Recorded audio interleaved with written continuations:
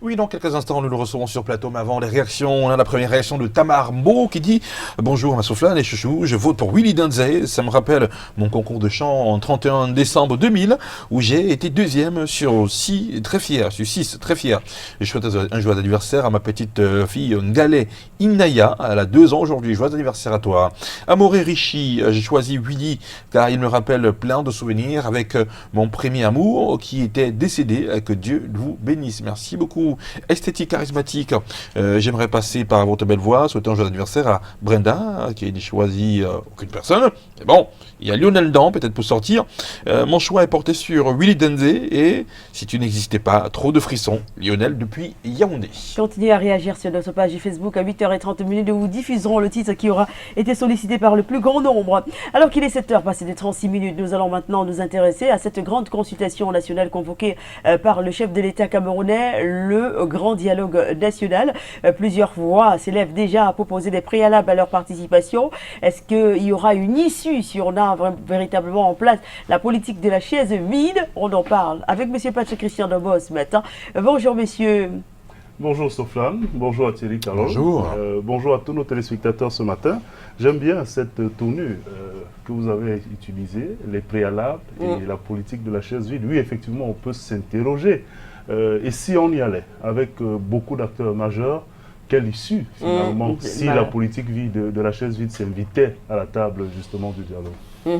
Ce qui est sûr, c'est que pour certains acteurs de la politique de la chaise vide, eh bien, cette politique-là est envisagée dans le cadre du dialogue attendu. Donc, certains se sont dit, s'il n'y a pas ci, s'il n'y a pas ça, s'il n'y a pas ça, je ne viens pas au dialogue. Oui, il y en a même qui n'ont même pas posé de préalable et qui ont carrément dit qu'ils n'y iront pas par rapport à un certain nombre de conditions. Oui. De toutes les manières, il est clair que dans cet environnement, malheureusement, il y en a. Pour eux, ça n'est pas malheureusement parce que ils croient Dieu comme faire que les conditions, les préalables qu'ils posent ou bien les raisons qu'ils évoquent pour ne pas vouloir prendre part à ce qui est considéré comme cette grande messe, le grand dialogue national.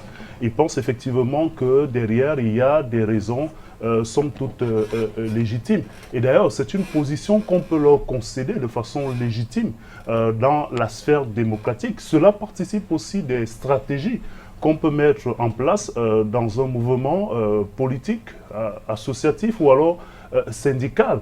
Mais la politique de la chaise vide, elle-même vise à atteindre un objectif.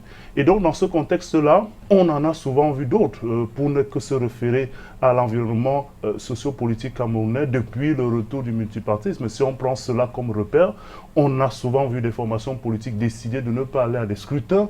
On a souvent vu des entités décider de ne pas participer à des tables de négociation.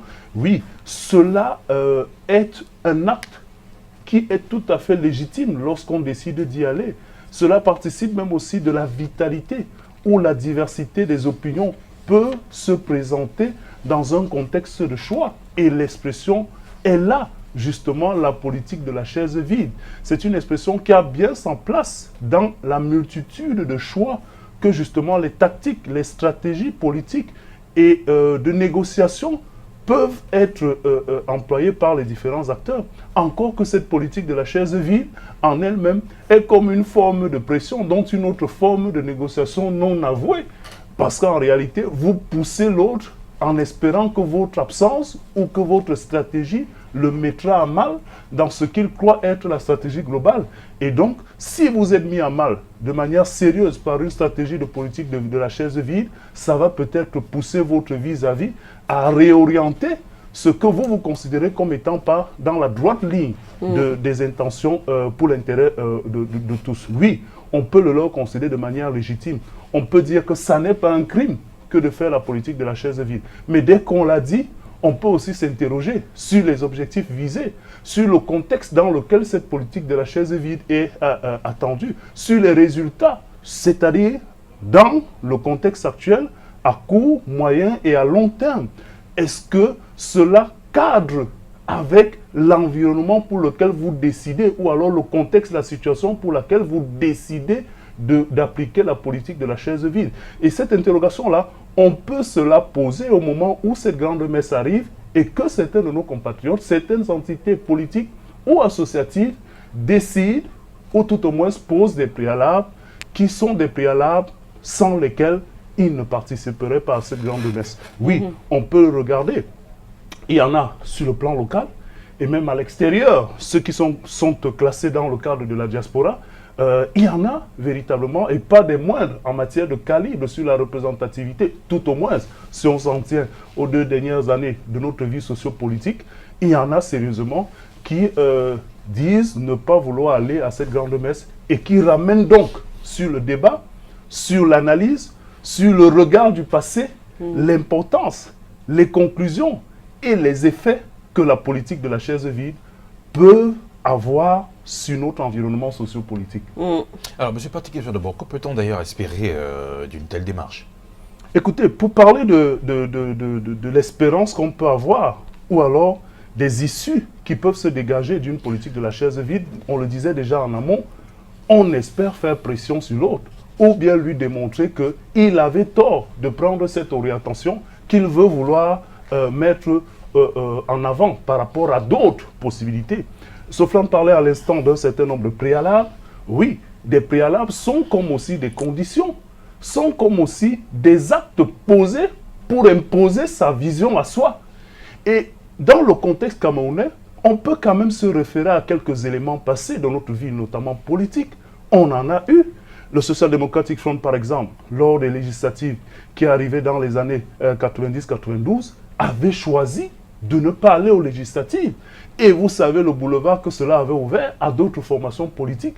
Et vous savez ce que cela avait valu. Pour quelques-uns, ils disent même que c'était le moment clé, après le retour du pluralisme politique dans notre pays, pour un basculement, parce qu'on aurait eu, avec cette participation, disent-ils, encore que la vérité des urnes n'est jamais un acquis, on aurait eu l'opposition en pole position, justement, pour mener les affaires du gouvernement. Et cela aurait permis d'avoir ce qu'on peut considérer comme un partage de pouvoir et peut-être beaucoup d'impact sur la gestion des affaires publiques.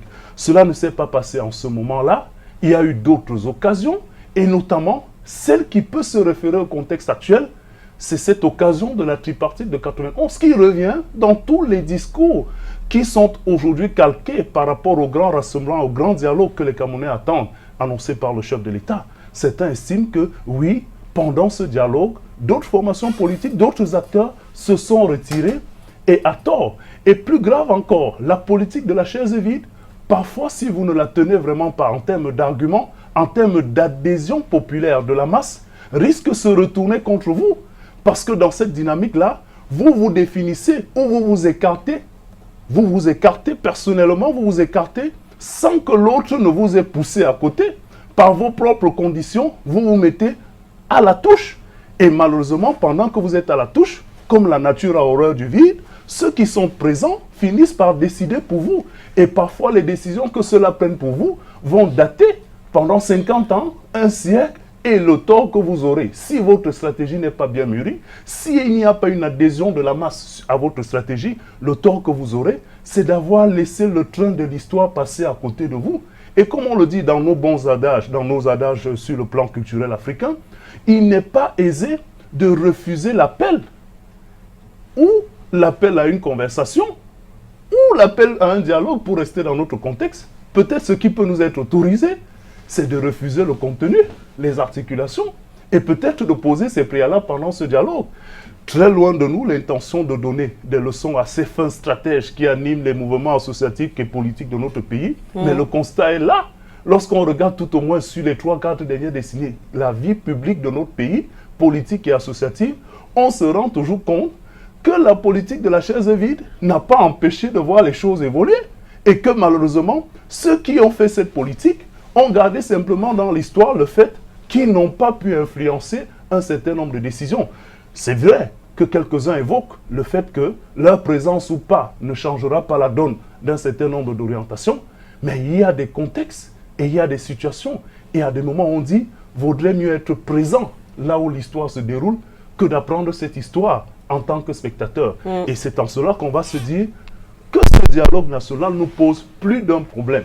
En dehors du problème principal, qui est celui de la situation dans les partis anglophones de notre pays, il y a, et d'ailleurs le président l'a rappelé, la situation globale de notre pays et nos comportements vis-à-vis des instants précis qui déterminent l'avenir de notre nation. Et c'est en cela qu'on va se dire, est-ce que la politique de la chaise vide bénéficie à nos compatriotes? Merci beaucoup, Monsieur Patrick Christian Domeron, pour ce numéro de Regard sur l'actu. On vous retrouve, si Dieu le veut, lundi avec une autre actualité. Peut-être que ce sera encore Dialogue national. Qu'est-ce qu'on en sait? En tout cas, nous sommes dans la vague. Nous sommes dans la vague. Voilà, c'est la fin du mois, annoncé donc par le chef de l'État. C'est vrai que les informations circulent. Ce sera du 30 au 4. Mais on attend le communiqué officiel pour être véritablement fixé. J'aime votre prudence. Oui, il faut toujours rester prudent. Voilà, on attend le communiqué. Ne vous laissez pas envahir par... Vous savez, on dit souvent, quand un mille pas vous monte sur les pieds, la prochaine fois, vous fuyez le sapin. Très bien, vous restez dans les adages, voilà. Merci beaucoup, M. Patrick Christian Domeron. On va vous raccompagner avec un élément de Madeco, peaufiné par Samira de Palestine Télé. Madeco, pour tous les fans de design et de déco. Ce matin, on peut créer une lampe multifonction. Nous-mêmes, pas forcément besoin d'aller dans un magasin en acheter. On peut le faire nous-mêmes. Et comment le faire? On va voir ça tout de suite.